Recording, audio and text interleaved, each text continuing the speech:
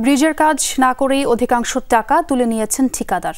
অপরদিকে কালভার্টের কাজ সম্পন্ন হয়েছে অর্ধেক, চূড়ান্ত কাজের বিল তুলে নিয়েছেন অপর এক ঠিকাদার। চাঁদপুরের শাহরাস্তিতে চলেছে এমন লুটপাট, এর সাথে সম্পৃক্ত রয়েছে উপজেলা নির্বাহী কার্যালয়ের বিভিন্ন কর্মকর্তা। অর্থের এমন নিদারুণ তসরুপের ফলে ভোগান্তিতে পড়েছে স্থানীয়রা। মাটির সড়ক বা বাঁশের সাঁকো এসবই চাঁদপুর শাহরাস্তি উপজেলার চলাচলের মাধ্যম।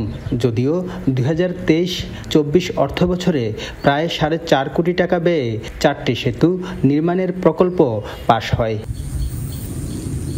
অভিযোগ উঠেছে সেতু নির্মাণ না করেই প্রকল্পের বেশিরভাগ টাকা তুলে নিয়েছেন সাব ঠিকাদার তাজুল ইসলাম সুমন। একই প্রকল্পের আওতায় 2024-25 অর্থবছরে আরও কয়েকটি ব্রিজের নির্মাণ কাজ অসম্পূর্ণ রেখে চূড়ান্ত বিল উত্তোলন করেছেন সাব ঠিকাদার মেশকাত আহমেদ। কাজ হবে বলতেছে যে পানি বদ্ধ হলে যেন স্কিমের কাজটা শেষ হয়ে যাবে, তো অনেক কাজ দাম করে দিবে, এই কথা কাম করে মানে বাড়াইতেছে, সমস্যা দিতেছে। মাটি কাটছে, বানসান দিছে, দেওয়ার পরে বিগত 5 মাস আগে কাজটা হয়ে গেছে। আমরা তো জানি না মানে কবে টাকাগুলো খাইছে, যারা খাইছে তারা জানে ব্রিজটা করে দেয়। এরই মধ্যে ব্রিজের কাজ অসম্পূর্ণ থাকায় প্রশাসনের কাছে মুচলেকা দিয়েছে ঠিকাদার মেশকাত। অন্য ঠিকাদার প্রকল্পের কাজ শেষ না হওয়ার কারণ হিসেবে দিলেন নানান অজুহাত। যেহেতু আমি কাজ করবো, আমার 3টা ব্রিজ কাজ কমপ্লিট। তার একটা বিষয় হচ্ছে যে ইরিগেশন, ওই যে হঠাৎ বৃষ্টি এসে যে পানি ফ্লো হয়ে গেছে, এটা তার কারো হাত দেয়। কিন্তু যেখানে প্রকল্পের কাজ অর্ধেকেরও বেশি বাকি, সেখানে বিল উত্তোলন হচ্ছে কিভাবে? যে চলমান অর্থ বছর আমাদের সকল প্রকল্প আমরা খুব কঠোরভাবে আমরা এটি সরজমিনে মনিটরিং এর মধ্যে রাখবো, যেন সরকারি অর্থের কোনো অপচয় না হয় এবং প্রকল্পগুলো যথাযথভাবে বাস্তবায়ন হয়।